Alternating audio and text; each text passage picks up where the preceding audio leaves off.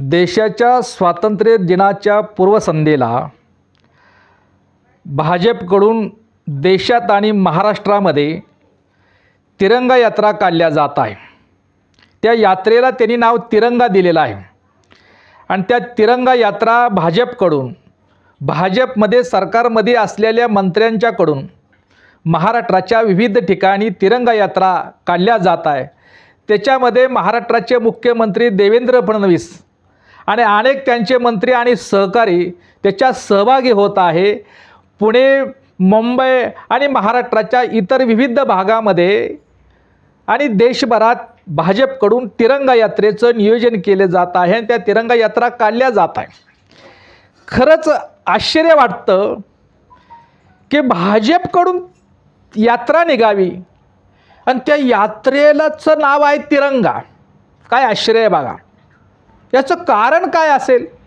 भाजपकडून ज्या तिरंगा यात्रा काढल्या जात आहे देशाच्या स्वातंत्र्याच्या पूर्वसंध्येला भाजपकडून ज्या तिरंगा यात्रा काढल्या जात आहे त्याचं कारण काय आहे?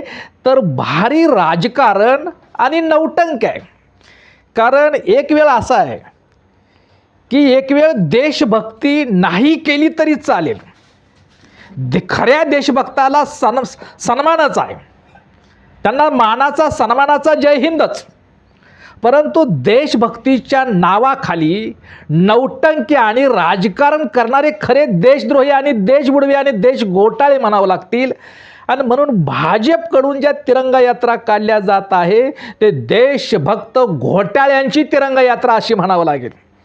खरं सत्ता जशी भाजपच्या हातात आली तसं सत्तेचा वापर त्यांनी राजकारण आणि नौटंकी करण्यासाठीच केली। विकासाच्या नावाखाली नौटंकी आणि थापा देण्याचंच काम केलं। जसं भाजपची सत्ता आली तसे व्यक्ती स्वातंत्र्य धोक्यात आलं या देशाचं। आज स्वातंत्र्य दिनाच्या पूर्वसंध्येला तिरंगा यात्रा काढतात।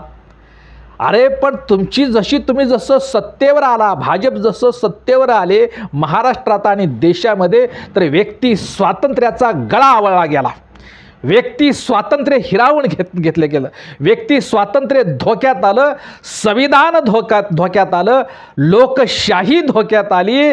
आणि भाजप सरकारच्या विरोधात जर बोललं तर त्याचा आवाज दाबला जातो, त्याचा आवाज दाबला जात आहे, व्यक्ती स्वातंत्र्य नाकारलं जात आहे। भाजपच्या विरोधात जे आवाज आणि आंदोलन उभी राहत आहे ते चिरडून टाकण्याचं काम केलं जात आहे। जसं इंग्रजांच्या पारतंत्र्याच्या काळामध्ये इंग्रजांच्या विरोधात जो उठाव आणि आंदोलन होत होते ते जेवढे दाबले जात नव्हते, ते जेवढे चिरडून टाकले जात नव्हते त्याच्यापेक्षा जास्त भयानक पद्धतीनं भाजप जसं सत्तेवर आलं तसं त्यांच्या सत्तेला जाब विचारणं हा लोकशाहीचा खरा सिद्धांत आहे। सत्तेला जाब सत्ताधाऱ्यांना आपल्या न्याय हक्कासाठी जाब विचारणं आणि त्यासाठी आंदोलन करणं, चळवळ उभा करणं ही लोकशाही जिवंत असल्याचं लक्षण आहे। हे संविधानानं दिलेला अधिकार आहे, पण संविधानानं दिलेला अधिकार मोडीत काढण्याचं काम भाजपच्या काळामध्ये झालं। म्हणजे व्यक्ती स्वातंत्र्य धोक्यात आलेलं आहे। माणसाचं आणि देशाचंच स्वातंत्र्य भाजपच्या काळामध्ये धोक्यात आलेलं आहे आणि ते भाजपवाले तिरंगा यात्रा काढतात आहे। खरं म्हणजे भाजपच्या काळामध्ये जनतेला दिलेली जेवढी आश्वासनं ती पूर्ण करण्यामध्ये ती अपयशी ठरले। भाजपच्या काळात भाजप सरकाराचा नालायकपणा आणि अपयश झाकून ठेवण्यासाठी आणि उरली सुरली इज्जत थोडीफार का होणार पण उरली सुरली इज्जत राखण्यासाठी या तिरंगा यात्रेचं आयोजन केलेलं आहे। दुसरं काही याच्या पाठीमागचं राजकारणच आहे। लोकांमध्ये जे भाजपची बेइज्जत झालेलं आहे, लोकांच्या मनामध्ये भाजपच्या बद्दल प्रचंड संताप आहे, लोकांच्या मनात भाजप पूर्ण उतरून गेलेला आहे। ते लोकभावनेला थोडंसं चांगलं वाटावं, देशभक्त भाजप अशी थोडी प्रतिमा जी मलिन झालेली आहे ती थोडीशी जरा सुधारण्यासाठी, ती थोडी प्रतिमा खराब झालेली डागाळलेली प्रतिमा उजळण्यासाठी हे तिरंगा यात्रेचं भाजपकडून तिरंगा यात्रा काढल्या जात आहे. ही नौटंकी आणि राजकारणच आहे. याच्या पाठीमागं देशभक्ती अजिबात नाही. म्हणून याचं मी नाव ठेवतोय की देशभक्त घोटाळ्यांची तिरंगा यात्रा. यासाठी मला लोकशाहीर साहित्यरत्न लोकशाहीर अण्णाभाऊ साठे यांच्या कवनाची आठवण आली. त्यांच्या एका लोकनाट्याचं नाव होतं देशभक्त घोटाळे. आणि त्या देशभक्त घोटाळ्यामध्येच लोकशाहीर अण्णाभाऊ साठे यांनी जग बदल घालून गावं गेले सांगून मला भीमराव हे क्रांतिकारी गीत गायलेलं आहे. हे याचं का आठवण होतं? त्यांच्या लोकनाट्याचं त्यांनी नाव काय ठेवलंय? देशभक्त घोटाळे. म्हणून भाजपच्या तिरंगा यात्रा पाहिल्यानंतर मला सुद्धा नाव सुचलं. भाजपची तिरंगा यात्रा म्हणजे देशभक्त घोटाळ्यांची तिरंगा यात्रा होय. अरे आज तुम्ही ना खाऊंगा ना खाणे दूंगा अशी घोषणा केली, असं आश्वासन दिलं. पण जशी सत्ता भाजपची आली, पंतप्रधान नरेंद्र मोदी तुम्ही पंतप्रधानमंत्री झाला आणि मग कधी नाही मिळलं आणि गाठ गिळलं अशी अवस्था महाराष्ट्रातल्या भाजप सरकारची केंद्रातल्या मोदी सरकारची झालेली आहे. भ्रष्टाचारवाल्याला तुम्ही अभय आणि सत्ता दिली. भ्रष्टाचारवाल्यांना तुम्ही शिक्षा तर नाहीच केली, परंतु भ्रष्टाचारवाल्यांना तुम्ही सत्तेमध्ये सामावून घेऊन सन्मान दिला. सत्तेच्या बळामध्ये विरोधी पक्ष तुम्ही मोडीत काढून लोकशाही खऱ्या अर्थानं धोक्यात आणली. तुमच्याच सत्तेच्या काळामध्ये तुमच्याच विरोधात आज व्यक्ती स्वातंत्र्यासाठी लढावं लागतंय. लोकशाहीच्या संरक्षणासाठी, संविधानाच्या हक्कासाठी, संविधान वाचवण्यासाठी, लोकशाही वाचवण्यासाठी आणि व्यक्ती आणि देशाच्या स्वातंत्र्याच्या रक्षणासाठी आज भाजपच्याच विरोधामध्ये लढण्याची वेळ भारतीय जनतेला आलेला आहे. खरं तर ही लढाई जी आहे भारत विरुद्ध भाजप अशी लढाई आहे. भाजपकडूनच भारतीय जनतेला आता स्वातंत्र्य हवे. भाजपच्या ब्राह्मणशाही आणि भांडवलशाहीच्या गुलामगिरीतूनच आता भारत देश स्वतंत्र झाला पाहिजे. भारतातील बहुजन समाज हा स्वतंत्र झाला पाहिजे. त्याच्यासाठी आंदोलन करण्याची गरज आहे. धर्माच्या नावाखाली, हिंदुत्वाच्या नावाखाली ब्राह्मणशाहीच्या ब्राह्मणवादापासून आता या देशाला आज स्वातंत्र्य हवे आहे. ब्राह्मणवादापासून RSS पासून या देशाला आता स्वातंत्र्य हवे आहे. त्यासाठी आता चळवळ उभा करावं लागेल. याच भाजपच्या काळात भ्रष्टाचाराची गट्टारगंगा झाली. भ्रष्टाचाराची गट्टारंगा गावाली. भ्रष्टाचारी जनता पार्टी असं भाजपचं नाव ठेवलं. भाजपला आता भ्रष्टाचारी जनता पार्टी म्हटलं तरी ते चुकीचं असणार नाही. भ्रष्टाचाराच्या बाबतीत काँग्रेस रचिला पाया. काय? भ्रष्टाचाराच्या बाबतीत काँग्रेसनं रचिला पाया, भाजप झाला कळस असं म्हणावं लागेल. काय? भ्रष्टाचाराच्या बाबतीत काँग्रेस रचिला पाया, भाजप झाला कळस असं म्हणावं लागेल. अरे तुमच्या स्वातंत्र्य चळवळीमध्ये लढत असताना इंग्रजांनी जेवढा भारतीयावर अन्याय अत्याचार केला नाही तेवढा भाजपच्या सत्ता काळामध्ये या देशातील लोकांना, या देशातील विद्यार्थ्यांना आपल्या न्याय हक्कासाठी चळवळ आणि लढा उभारताना भाजप सरकारनं पोलिसांच्या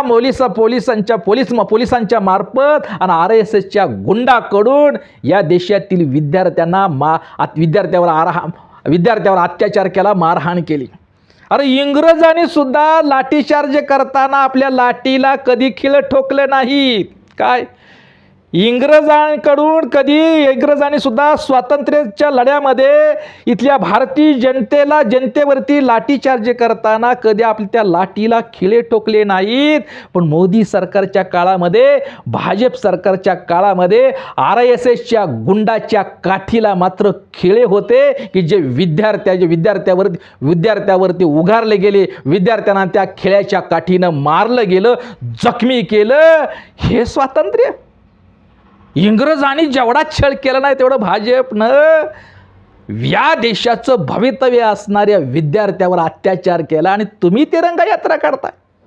तिरंगा झेंडा घेऊन या देशातील शिक्षण व्यवस्थेचा काळा बाजार रोखण्यासाठी विद्यार्थी तिरंगा ध्वजाखाली, तिरंगा झेंड्याखाली आंदोलन करतात दिल्लीच्या जंतर मंतरवरती, आणि तिरंग्या झेंड्याखाली आंदोलन करणाऱ्या विद्यार्थ्यांनी विद्यार्थिनीवर भाजप सरकार अत्याचार करते. आणि तुम्हाला लाज कशी वाटत नाही भाजपवाल्यानं? तुम्हाला तिरंगा यात्रा काढताना तुम्हाला लाज नाही वाटत?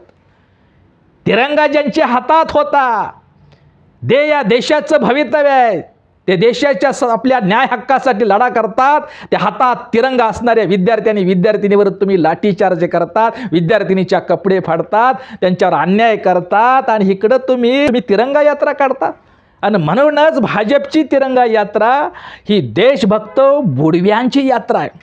अरे ज्यांनी कधी तिरंगाला राष्ट्रध्वज म्हणून स्वीकारलं नाही, ज्यांनी कधी आपल्या RSSच्या कार्यालयामध्ये तिरंगा ध्वज फडकवला नाही, जे भाजप RSS वाले स्वातंत्र्य चळवळीत कधी सहभाग झाले नाही, ज्यांनी तिरंग्याचा, भारतीय राष्ट्रध्वज असणाऱ्या तिरंग्याचा कधी सन्मान केला नाही, ज्यांनी आपल्या कार्यालयामध्ये तिरंगा ध्वज फडकवला नाही, ते भाजपवाले आज तिरंगा यात्रा काढतात. आश्चर्य का नाही?